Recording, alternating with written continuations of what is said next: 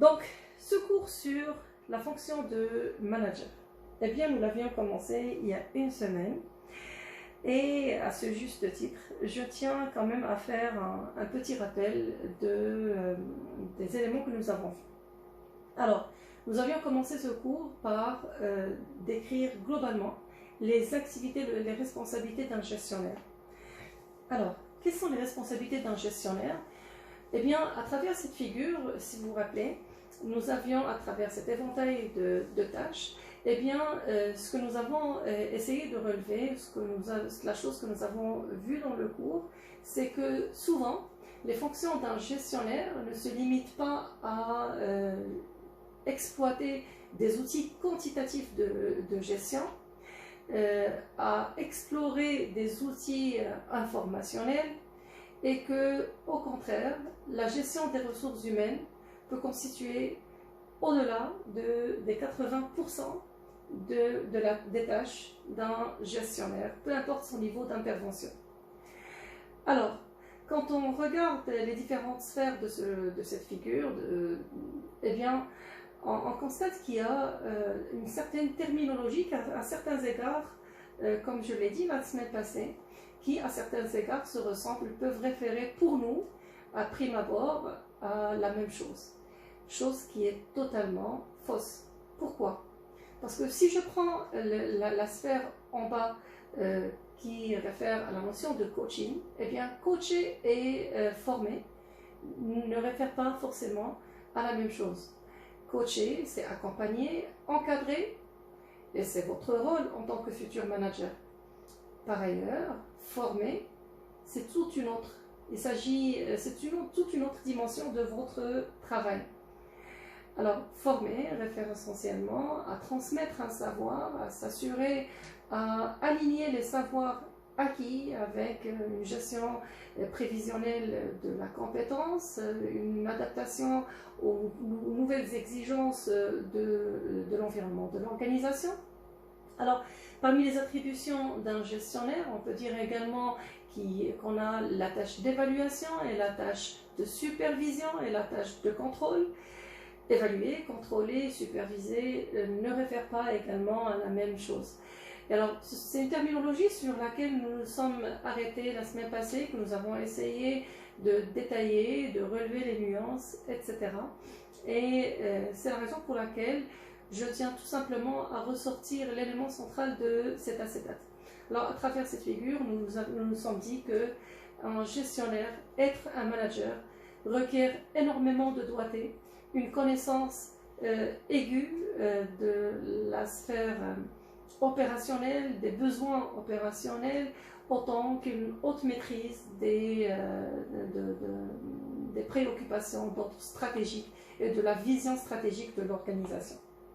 Alors, on s'était dit que pour être un gestionnaire, un bon gestionnaire, il faut comprendre les prérequis de la fonction, il faut se familiariser avec cette panoplie, avec cet éventail de tâches et se donner les outils et les moyens de les gérer avec efficacité et efficience. Par ailleurs, on s'était dit que pour être un gestionnaire, il faut déjà commencer par comprendre quelles sont les attributions d'un gestionnaire en fonction du palier d'exercice dans lequel il mène sa fonction. Alors, dans un premier niveau, nous nous étions arrêtés sur les nuances entre les fonctions de direction, les fonctions d'encadrement supérieur, intermédiaire et de proximité. Nous avons vu que chaque palier d'encadrement requiert un certain nombre, exige un certain nombre de connaissances, un niveau d'expertise et exige également une compréhension des attentes de l'organisation, des besoins de l'organisation et une adaptation de sa vision stratégique à ses besoins réels. Alors, nous nous étions arrêtés sur la fonction d'encadrement supérieur et à ce juste titre, nous avons vu que être cadre dirigeant ou encadrant ou membre de la sphère d'encadrement supérieur requiert un haut niveau d'expertise, un niveau d'autonomie assez élevé, une veille sur les enjeux stratégiques, une très forte connaissance et familiarité avec la sphère politique et également une capacité à tracer la politique d'organisation, de l'orienter dans le sens dans le sens souhaité et également en alignement avec sa vision et ses objectifs. Alors, nous avons vu à cet effet, nous nous sommes arrêtés à cet effet sur l'exemple d'un certain nombre de leaders, qui ont marqué la sphère managériale au niveau international.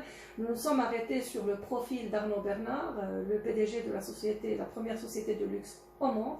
Et je tiens à vous référer, ou du moins à vous rappeler de revisionner les vidéos que je vous ai envoyées en lien, que ce soit à travers vos responsables de classe ou à travers le nouveau site de l'université de Noto-Fayoum ou de l'école.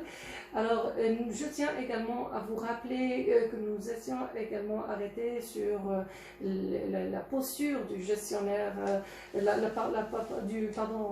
posture du dirigeant, du manager dirigeant, en prenant pour exemple un certain nombre de leaders politiques nationaux et internationaux, quelles sont les erreurs à ne pas commettre, quelles sont les compétences à développer, quelle est la résonance du message porté par un dirigeant versus un membre ordinaire de l'organisation. Nous avons essayé de voir les différentes facettes de la fonction du manager dirigeant, à travers, bien sûr, son devoir de représentation, son sens d'engagement, son sens de responsabilité sociale, etc.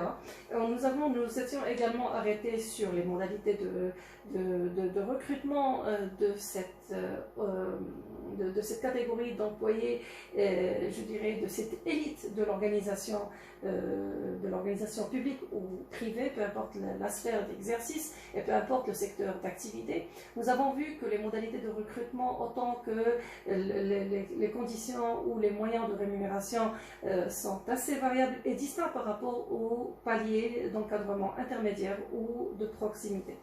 Puis dans un deuxième niveau, nous étions également arrêtés sur les caractéristiques de la fonction intermédiaire. Et là-dessus, je tiens également à rappeler que nous avons souligné un caractère assez spécifique de cette fonction, qui est un haut niveau de stress. Pourquoi? Parce que, et un haut niveau de stress, pourquoi? Parce que c'est une activité extrêmement, c'est une fonction extrêmement exigeante, avec également un haut niveau d'expertise et de professionnalisme qui est impératif pour réussir le défi ou réussir à concilier cette dimension stratégique et la dimension opérationnelle